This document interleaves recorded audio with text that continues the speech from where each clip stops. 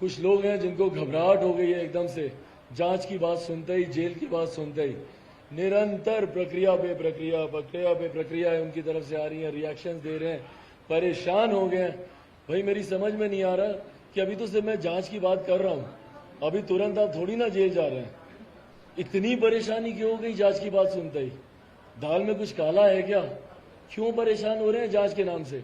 भाई अगर आपको लगता है, और मैं माननीय नीतीश कुमार जी का मैं जिक्र कर रहा हूं, अगर उन्हें लगता है कि वो दोषी नहीं है, अगर उन्हें लगता है कि वो मुख्यमंत्री होने के बावजूद प्रदेश में उनकी नाक के नीचे भ्रष्टाचार होता क्या और उन्हें जानकारी नहीं है, तो हो सकता है भैया वो इतने भोले हों, इतने अनजाने हों कि शायद जानकारी नहीं हो। जांच में पता चल जाएगा कि भैया इनको जानकारी नहीं थी। बाकी 12 करोड़ लोगों को जानकारी थी। एकमात्र व्यक्ति, 12 करोड़ में से एकमात्र व्यक्ति जिसको बिहार में हुए भ्रष्टाचार की जानकारी नहीं, वो मेरे मुख्यमंत्री नीतीश कुमार जी हैं। हो सकता है ऐसा संभव हो, पर यह तभी पता चलेगा जब इसके ऊपर जांच होगी। और लोक जनशक्ति पार्टी ने यह निश्चय किया है, लोक जनशक्ति पार्टी ने अपने मैनिफेस्टो में भी हम लोगों ने इस बात का जिक्र प्रमुखता से किया है कि अगली जो हमारी सरकार बनेगी उसमें जांच करवाई जाएगी। अब जांच से पहले इतनी ज्यादा परेशानी के कारण क्या है मेरी समझ में नहीं आता। मुझे आप भी में से कई ऐसे साथी हैं जिन्होंने मुझे इस बात की जानकारी दी है कि भैया 7 निश्चय में कितना बड़ा भ्रष्टाचार हुआ है, कितने घोटाले हुए हैं। आप ही के माध्यम से मुझे ये सारी जानकारी मिलती है। आप लोग ये अगर खुद ही बता दें कि भैया नहीं, तो मैं मानूंगा। बिहार का शायद ही कोई ऐसा व्यक्ति होगा जो इस बात का जिक्र नहीं करता हो कि बिहार में 7 निश्चय में कितना बड़ा घोटाला हुआ है। कोई एक बिहारी मुझे दिखा दीजिए जो ये बोले कि बिहार में 7 निश्चय में कोई घोटाला नहीं हुआ है।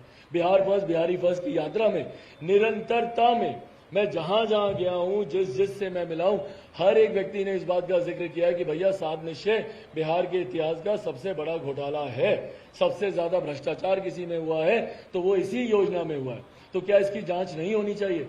क्यों नहीं इसकी जांच होनी चाहिए? मुख्यमंत्री इस बात की जानकारी देना कि भैया अगर बार बार निरंतर यात्रा में कह रहे हैं, आपके माध्यम से कई ऐसी रिपोर्ट्स हैं मीडिया के माध्यम से जो मेरे संज्ञान में आई हैं, जिसको मैंने देखा, तो अगर इतनी बात हो रही है इसको लेकर कि भ्रष्टाचार हुआ है, लोग तो यहां तक बोल रहे हैं कि भैया 40% कमीशन जाता है। जब मैं बिहार फर्स्ट, बिहारी फर्स्ट यात्रा में जब मैं गया, और प्रदेश को प्रमाण की जरूरत नहीं है, मुझे दिखते हैं कि भैया जो नली गली आप बनाने की बात करते हैं उसकी हालत देखिए क्या है। अधर में योजनाएं लटकी हुई हैं, एक बरसात में नली गली आपकी बह जाती है। गुणवत्ता की जांच क्यों नहीं होनी चाहिए? क्यों नहीं होनी चाहिए कि भैया जब पैसा जा रहा है इतना किसी योजना में, तो वो योजना इतनी भ्रष्ट क्यों हो गई? टैंकियां कैसे फटी पड़ी हैं नल जल योजना से जो आप टैंकियां बना रहे हैं, आप जाकर देखिए, और आप ही के चैनल्स पर कई रिपोर्ट्स मैंने देखी हैं। क्यों वो टैंकियां फट जाती हैं? क्यों गुणवत्ता इतनी खराब है? तो अगर पैसा कहीं जा रहा है तो किसके पास जा रहा है वो पैसा? क्यों गुणवत्ता की जांच नहीं होनी चाहिए? क्यों इस बात की जांच नहीं होनी चाहिए कि जिस योजना के लिए जो पैसा निर्धारित किया गया है उस आधार पर उस गुणवत्ता को पैमाना क्यों नहीं बनाया गया? क्यों यहाँ पे टैंकियां फट रही हैं? क्यों नली गली यहाँ पर पहले तो बनी ही नहीं है? मुख्यमंत्री बोलते हैं कि भैया 85%, 86%, पता नहीं क्या क्या आंकड़े देते हैं। एक जिला मुझे बिहार का नहीं, और अब तो मैं विधानसभा वाइज में घूम रहा हूँ, कोई विधानसभा ऐसी नहीं है जहां पर लोग मुझे नहीं बताते हो कि भैया किस तरीके से यहाँ पर नली गली की हालत है और नल जल की जो योजना है किस तरीके से पूरी तरीके से विफल है। तो अगर ये सारी बातें हो रही हैं तो इसकी जांच करवाने में क्या दिक्कत है भैया? दूध का दूध, पानी का पानी हो जाएगा जांच में। आप जांच तो होने दीजिए, पर जांच होने से पहले ही इतनी घबराहट जस्ट बिकॉज कि आप मुख्यमंत्री, आप जेल नहीं जा सकते, ऐसा तो नहीं है ना। Everybody is equal before law, कानून के सामने सब बराबर है, सब एक समान है कानून के सामने। जांच होगी, अगर आप दोषी होंगे तो आप जेल जाएंगे, क्यों नहीं जाएंगे? भाई एक और मुख्यमंत्री है जो अभी जेल में है भ्रष्टाचार के आरोप में, 15 साल का उनका भी कार्यकाल रहा, और उसके बाद पता चला कि उन्होंने भैया भ्रष्टाचार किया तो सजा काट रहे हैं। आप भी सजा काटेंगे अगर आपने भ्रष्टाचार किया? नहीं काटेंगे तो नहीं, अगर किया तो आपको डर किस बात का? क्यों इतने परेशान हो रहे हैं कि आपके मंत्री भगवान जाने क्या क्या बोलने पर आ गए? ऐसे ऐसे शब्दों का प्रयोग कर रहे हैं, ऐसी ऐसी भाषा का प्रयोग कर रहे हैं उनके मंत्री लोग। क्या बोल रहे हैं भैया कि ये जमूरा है? जमूरा कहा गया ना मुझे। आप मुझे बता दीजिए, अगर मैं जमूरा हूं तो मदारी कौन है? किसका अपमान कर रहे हैं ये लोग? बोलने से पहले ये पूरी तरीके से भूल जाते हैं। निरंतर मुझे यही तो कहा जा रहा है कि मैं प्रधानमंत्री जी के इशारों पे काम कर रहा हूं, मैं भाजपा के इशारों पे काम कर रहा हूं। तो किसका अपमान कर रहे हैं आप भैया? मुझे जमूरा बोल के किसको आप मदारी कहने की बात कर रहे हैं? प्रधानमंत्री जी का जो अपमान, जो निरंतरता में ये लोग करते रहते हैं, कभी उन्हें कालिदास कहा जाता है, कभी उन्हें क्या कहा जाता है, मेरी समझ के परे है कि भैया ये लोग क्या करना चाह रहे हैं। किसी एक व्यक्ति के विरोध में आप हमारे देश के प्रधानमंत्री का विरोध करने लग जाते हैं। आप तो उनके सहयोगी रहे। मेरी फिल्मों के बारे में लेकर कहा जा रहा है कि भैया उसमें इसका पैसा लगा, उसमें करवाइए ना, जांच करवाइए। कौन मना कर रहा है? मैंने मना किया क्या? मैं डर रहा हूं क्या किसी बात से? जिसका पैसा लगा आप उसकी जांच करवाइए, बल्कि जांच लगवा के मुझे भी बताइए, क्योंकि मेरी भूमिका तो एज एन एक्टर थी उस फिल्म में। आई हैड नो आइडिया, मुझे कोई जानकारी नहीं थी कि भैया उसके पीछे कौन इन्वेस्ट कर रहा है, नहीं कर रहा है। मेरी भूमिका जितनी थी, जाके काम करना, काम किया, आया। उसके बाद बोलते हैं कि भैया नहीं चली फिल्म, फ्लॉप हो गया। हाँ हुआ, मानता हूं, मैं कहां मना कर रहा हूं भैया, इस बात को तो मैं भी ईमानदारी से कबूल करता हूं। बट मैं उतनी ईमानदारी से मैं ये भी कहता हूं कि अगर 4 साल, 5 साल, 6 साल अगर मैं उस इंडस्ट्री में रहता तो कहीं ना कहीं एक अपना डिसेंट नाम है जरूर वहां पर मैं बनाता। अमिताभ जी को देखिए, कौन से ऐसे एक्टर हैं जिन्होंने स्ट्रगल नहीं किया वहां पर? स्ट्रगल हर क्षेत्र में होता है, पर उन दिनों भी जिस तरीके से पिताजी की तबीयत खराब थी, मजबूरीवश मुझे आना पड़ा था वापस, और मैं यहाँ पर आया। और हकीकत ये भी है कि वहां पर जिस तरीके से मैंने हालात देखे, बिहारियों को मौजूदा मुख्यमंत्री की वजह से जो बिहारियों को वहां पर बदनामी झेलनी पड़ती है, जो प्रताड़ना झेलनी पड़ती है, बिहारी शब्द तक को गाली बना दिया गया था वहां पर। बंबई में रहकर मैंने सामने से मैंने देखा कि किस तरीके से बिहारियों को अपमानित किया जाता था, उनके ऊपर लाठियां चलाई जाती थी। मैं क्यों बार बार बिहारी बिहारी बिहारी बिहारी बिहारी शब्द का मैं इस्तेमाल करता हूं? मुझे ताज्जुब हुआ एक दिन जब मैं एक ट्वीट लिखवा रहा था, तो मेरे बैक ऑफिस के लोग बोलते हैं कि भैया इसमें बिहारी शब्द की जगह बिहारवासी कर दीजिए ना। क्यों बिहारवासी मैं करूं? क्योंकि आपने बिहारी शब्द को आपने इतना बदनाम कर दिया नीतीश कुमार जी ने, कि आज की तारीख में बिहारी शब्द गाली बन गया। लोग उसके पर्यायवाची ढूंढते हैं पर बिहारी नहीं बोलते। कोई पंजाब के व्यक्ति को दिक्कत नहीं होती पंजाबी बुलाने में, कोई महाराष्ट्र के व्यक्ति को दिक्कत नहीं होती अपने आप को मराठी कहलाने में, पर बिहार के लोगों को। और इसीलिए मैंने अपने नाम के आगे मेरे सोशल मीडिया पे, भले वो युवा बिहारी लिखने की बात हो या मेरे ट्वीट्स या मेरे ओपन लेटर जितने, मैं उसमें जानबूझकर मैं बिहारी लिखता हूं। मैं संबोधन करता हूं अपने आप को बिहारी कहकर, अपने हर मन से। मैं बिहार की जनता को मैं बिहारी कहकर मैं संबोधित करता हूं। क्यों? क्योंकि इस शब्द की अस्मिता की लड़ाई है मेरे लिए। ये जो पहचान हम लोग खो चुके हैं अपनी, जो पहचान बदनाम हो चुकी है हमारी, उसकी अस्मिता की लड़ाई लड़ रहा हूं। 12 करोड़ बिहारियों की मैं लड़ाई लड़ रहा हूं। मैं चाहता हूं कि जिस गर्व से, जिस सम्मान से मैं बोलता हूं भैया कि मैं बिहारी हूं, यही गर्व, यही सम्मान हर बिहारी की आंखों में मैं देखना चाहता हूं। बट मुख्यमंत्री ने जिस तरीके से बिहार को बदहाल कर दिया है, बिहार को बेइज्जत कर दिया। पहले तो लालू जी के जमाने में कहा जाता था कि भैया बिहार बदनाम है, अब तो आपने बदनाम के साथ साथ बिहार को बदहाल भी कर दिया। आपने विकल्प बनकर आए थे जंगल राज का, बट अपने कुशासन राज में आपने बिहार को बदहाली की कगार पर लाकर आपने खड़ा कर दिया। पलायन के लिए युवाओं को आपने मजबूर कर दिया। और मेरी चिंता उन युवाओं के लिए तो है ही है जो कि रोजगार के लिए दूसरे प्रदेशों में जाते हैं। मेरी चिंता उस सक्षम परिवार के युवाओं के लिए भी है जो दूसरे प्रदेशों में जाकर तो अपना व्यवसाय अच्छे से बना लेते हैं, वहां पर 100, 50, 500, 1000 लोगों को रोजगार भी दे देते हैं। पर यही परिस्थिति यहां पर नहीं कर पाते। यहां पर वो सक्षम परिवार के जो लोग हैं, जो सक्षम लड़के हैं, वो दूसरे प्रदेशों में जा रहे हैं। धीरे धीरे करते करते तो मुझे लगता है तो बिहार का पूरा युवा दूसरे प्रदेशों में चला जाएगा। आप ही लोगों के बच्चे, कौन यहां पर पढ़ रहा होगा? कौन पढ़ना चाहता है? कोई एक सक्षम परिवार बता दीजिए जो अपने बच्चों को यहां पर पढ़ा रहा हो। और यहां से जो बच्चे गए, कल को कोई वापस नहीं आने वाला। वो दूसरे प्रदेशों में जाते हैं, वहीं पर रोजगार करते हैं, वहीं पर शादी करते हैं, वहीं पर बच्चे हो जाते हैं और वहीं पर रह जाते हैं वो, और फिर आते हैं बस होली, दिवाली, छठ पूजा में अपने घर पर। तो अगर बिहार का पूरा युवा ही पलायन कर जाएगा, और युवा विरोधी सोच है मुख्यमंत्री की, नहीं चाहते कि युवा पढ़े, 3 साल की डिग्री आपको 5 साल में मिलती है, नहीं चाहते कि रोजगार मिले, साफ मना करते हैं कि भैया कारखाने नहीं खुलेंगे। तो ये सारी चीजों पर कारण क्या है, उन तमाम चीजों की जांच होनी जरूरी है कि भैया पलायन क्यों हो रहा है यहाँ पर, क्यों नहीं इसकी समीक्षा की जाए। समीक्षा शराबबंदी की क्यों नहीं की जाए, मुझे बताइए आप, क्यों नहीं की जाए शराबबंदी की समीक्षा? किसको नहीं पता है? किसी एक बिहारी से पूछ लीजिए जिसको ये नहीं पता हो कि भैया बिहार में शराब मिलती है कि नहीं मिलती है। जो लोग बाहर से आ रहे हैं, आज चुनाव है तो कितने ऐसे रिपोर्टर्स हैं जो कि दूसरे प्रदेशों से आ रहे हैं, वो आकर खुले मुंह बोल रहे हैं कि भैया हमको तो पता चला यहाँ पर कि होम डिलीवरी हो रही है शराब की। तो नहीं हो रही है क्या, बता दीजिए मुझे। और फिर वही बात है कि पूरे 12 करोड़ बिहारियों को पता है, मात्र एक व्यक्ति जिनको नहीं पता वो हमारे भोले मुख्यमंत्री नीतीश कुमार जी हैं। मुझे तो कुछ पता ही नहीं, कुछ हुआ ही नहीं, मैं तो जानता ही नहीं। भाई कैसे नहीं पता? आपकी नाक के नीचे एक मंत्री, मैं दावे के साथ कहता हूं, जिसको ये बात नहीं पता हो कि बिहार में कैसे खुलेआम शराब बिक रही है, और जो तस्करी हो रही है, जो तस्कर नए बन रहे हैं, उनको किनका संरक्षण मिल रहा है? पहले तो राजस्व आता था शराब बिकने से, अब जो राजस्व आना बंद हो गया है और उसके बाद भी ब्लैक में जो शराब बिक रही है, उसकी जो तस्करी हो रही है, उसका पैसा किसकी जेब में जा रहा है बताए ना मुख्यमंत्री, किसकी जेब में जा रहा है बताइए नीतीश कुमार जी। वो पैसा आपकी जेब में जा रहा है, किसकी जेब में जा रहा है वो पैसा? क्योंकि शराब तो बिक रही है, यकीनन बिक रही है, उसमें कहीं कोई संदेह नहीं है, ये आप सब भी जानते हैं। 1% का डाउट आप लोगों के भी दिमाग में नहीं है कि शराब नहीं बिक रही। कोई बिहारी ऐसा बिहार में नहीं है जो इस बात को मना कर दे कि नहीं भैया बिहार अब एकदम अच्छा हो गया, पवित्र हो गया, साफ हो गया, कोई यहाँ पे शराब नहीं बिक रही।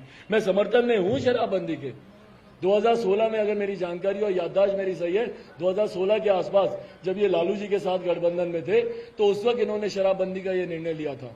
उस वक्त हम लोग विपक्ष में थे, मैं भारतीय जनता पार्टी और मेरे प्रधानमंत्री आदरणीय नरेंद्र मोदी जी के साथ गठबंधन में था। उस वक्त विपक्ष में होने के बावजूद मैंने शराबबंदी का समर्थन किया था कि बढ़िया फैसला, अच्छा फैसला होना चाहिए। पर आज मुझे बताइए, जो नए तस्कर बने हैं और जो तस्करी हो रही है, उस तस्करी का पैसा किसकी जेब में जा रहा है? और अगर हर बिहारी 12 करोड़ बिहारी और आप सब ये बोल रहे हैं तो क्या इन चीजों की जांच नहीं होनी चाहिए?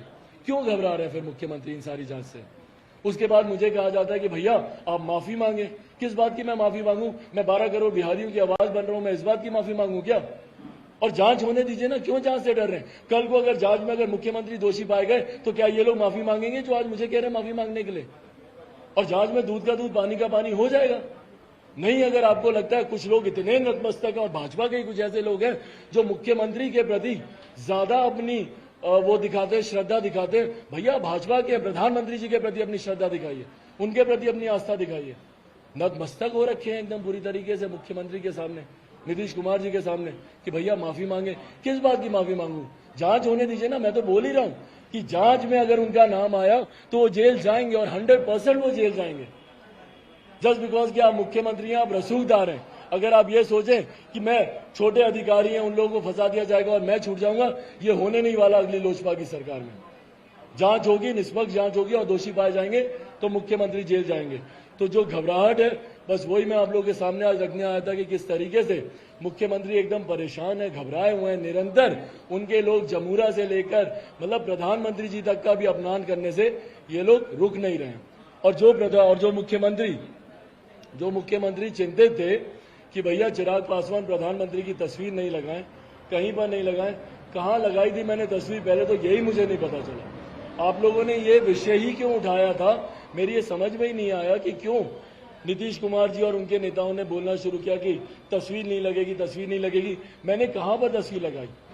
कहते हैं कि मैं प्रधानमंत्री के नाम पर वोट मांग रहा हूं। कौन सी जगह पर जाकर मैंने गिनाए उनके काम? कौन सी जगह पर जाकर मैंने बोला उनके बारे में कि प्रधानमंत्री? हाँ, पर मैंने इतना मैं जरूर बोला कि प्रधानमंत्री से झूठ मेरे मुख्यमंत्री बोलते हैं, झूठे वादे उनको करते हैं कि हमने हर गांव में नली गली बना दी। झूठे वादे कर रहे हैं, झूठी बातें, झूठी जानकारी मेरे प्रधानमंत्री जी को माननीय मुख्यमंत्री नीतीश कुमार जी दे रहे हैं। और उसके बाद तस्वीर नहीं लगाएंगे, तस्वीर नहीं लगाएंगे। जो मेरी तस्वीरों से परेशान हो रहे थे, आज खुद उनकी तस्वीर प्रधानमंत्री जी ने अपने पोस्टर होर्डिंग से हटा दिया। इस बात का जवाब दें, अपनी चिंता सामने करें कि आपकी तस्वीर क्यों नहीं लगी हुई है। बड़े बड़े होर्डिंग सारी जगह हम लोग भी देख ही रहे हैं ना। फ्रंट पेज की ऐड आई थी उस दिन अखबार में, सारे अखबारों में फ्रंट पेज। तो कहां गए उनके चेहरा? क्यों नहीं मुख्यमंत्री जी की तस्वीर है उसमें? इन बातों का जवाब देना। भैया आप अपनी चिंता करें, मेरी चिंता क्यों करते हैं कि मैं किसकी तस्वीर लगा रहा हूं, नहीं लगा रहा हूं। तो ये सारी बातों की जांच होगी, शराबबंदी और भ्रष्टाचार दोनों की जांच होगी और दोषी पाए जाने पर मुख्यमंत्री जेल जाएंगे।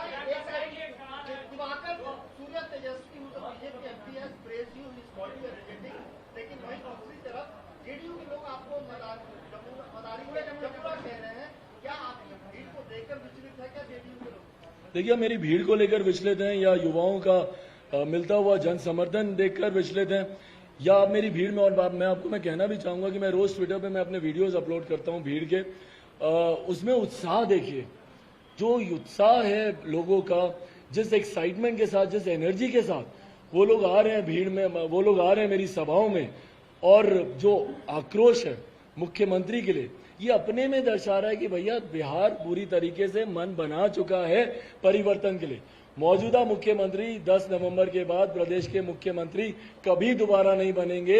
ये बात 100% बिहार के लोगों ने, बिहारियों ने स्पष्ट कर दी है, इसमें कहीं कोई शंका नहीं है। बिहारी भूले नहीं है कि भैया लॉकडाउन में किस तरीके से उनके साथ व्यवहार किया गया था, किस तरीके से बिहार के लोगों को बिहार की सीमा में घुसने से मना किया था, कोटा में मेरे बच्चे परेशान हो रहे थे, पर मुख्यमंत्री नीतीश कुमार जी ने उनको घर बुलाना जरूरी नहीं समझा।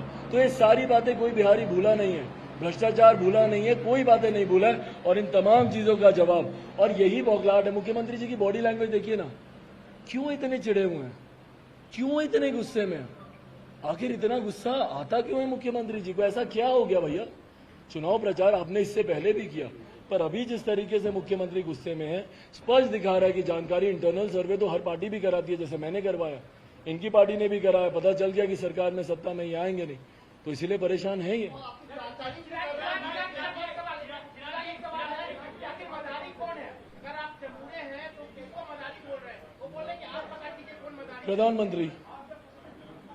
प्रधानमंत्री जी को बोल रही है। भाई मैथ्स का फॉर्मूला नहीं है, बहुत सिंपल है। आप मुझे बोल रहे हैं कि मैं भाजपा के इशारे पे काम कर रहा हूं, मैं प्रधानमंत्री के इशारे पे काम करूं, फिर आप मुझे जमूरा बोल रहे हैं, तो जमूरा मदारी कौन? जो इशारे पे जमूरा नाच रहा है वही मदारी ना। तो आप अगर भाजपा और प्रधानमंत्री का नाम ले रहे हैं तो आप प्रधानमंत्री को अपमान कर रहे हैं, और प्रधानमंत्री का अपमान निरंतरता में जनता दल यूनाइटेड और मुख्यमंत्री नीतीश कुमार जी की आदत बन गई है। उन्हीं के सामने प्रधानमंत्री बनने का सपना देखा था ना 2014 में, तब से लेकर अभी तक इनको बर्दाश्त नहीं हो रहा इस बात का कि मैं प्रधानमंत्री का समर्थन कैसे ले लूं, उनके नाम पर वोट मैं कैसे मांगूं। यहाँ पर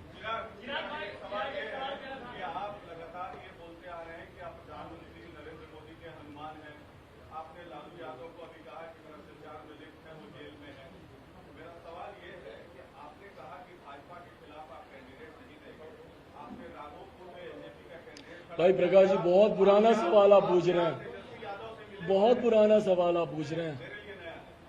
मैं कितनी बार इस बात का मैं जवाब दे चुका हूं, बहुत पुराना सवाल हो गया ये।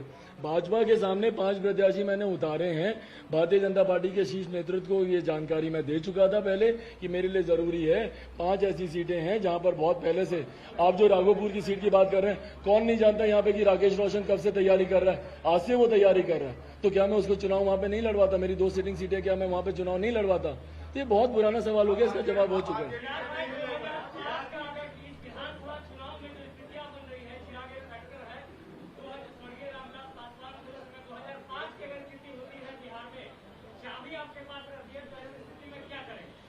भाई चाबी ताला दोनों भाजपा लोजपा के पास ही होगा, तो कहीं बाहर जाने की हम लोग को जरूरत नहीं है। मैं बार बार इस बात को कह रहा हूं कि भाजपा के नेतृत्व में बिहार में भाजपा लोजपा सरकार बनेगी। है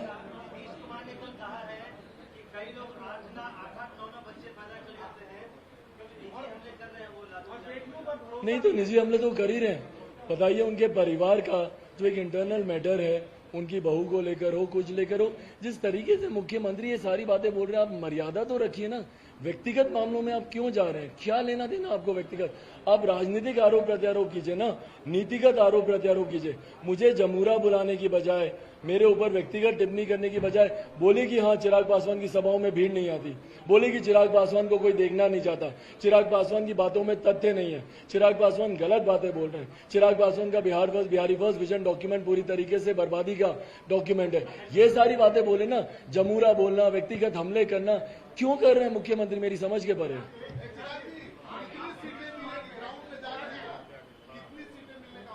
इतनी सीटें मिलेंगी कि भाजपा लोजपा मिलकर सरकार बना लेगी।